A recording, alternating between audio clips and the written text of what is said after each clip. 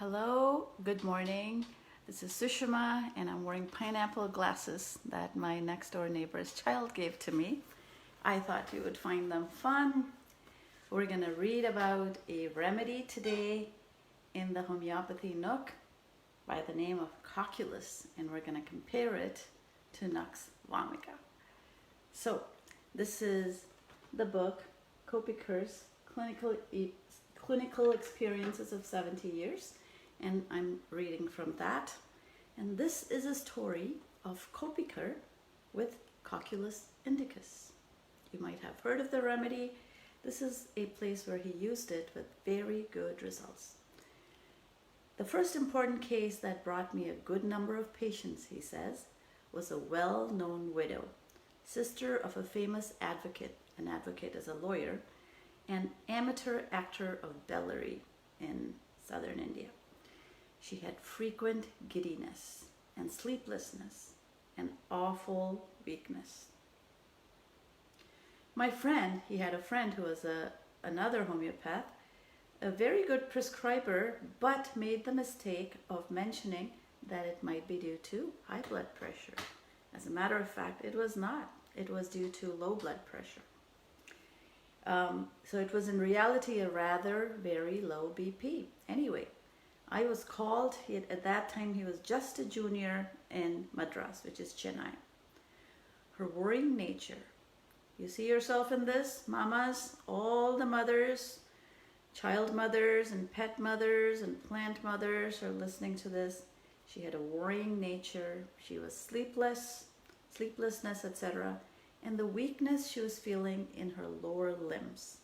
When you hear all these things, weakness in lower limbs, weak feeling, weakness in the back of the spine, inability to even raise the head,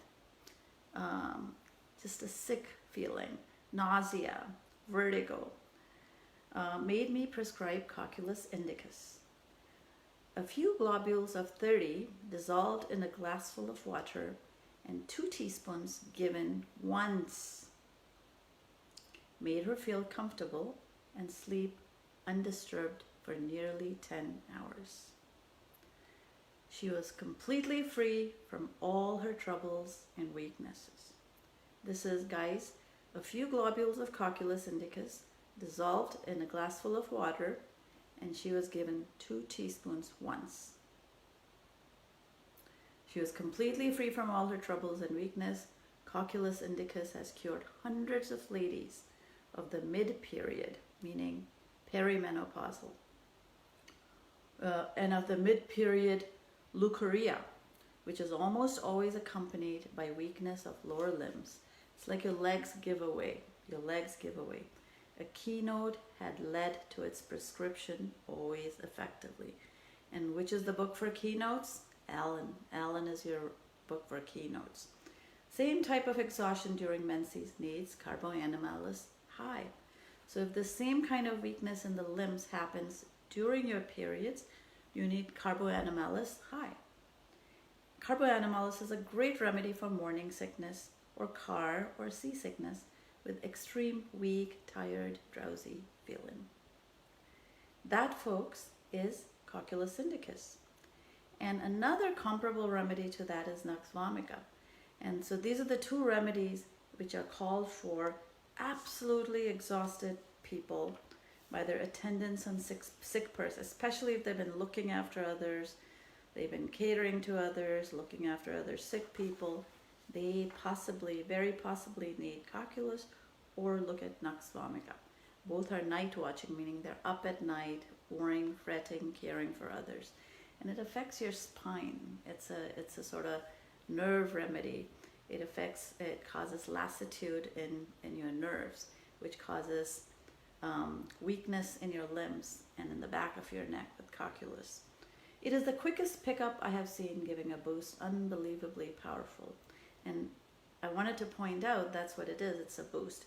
If there's a maintaining cause, which is if for 10 years you're looking after someone who's very, very sick, at some point Cocculus is not going to save you, folks. You need real sleep from real de-stressing. So all remedies, whether homeopathic or allopathic, will not cure unless the maintaining cause is removed in most of those cases.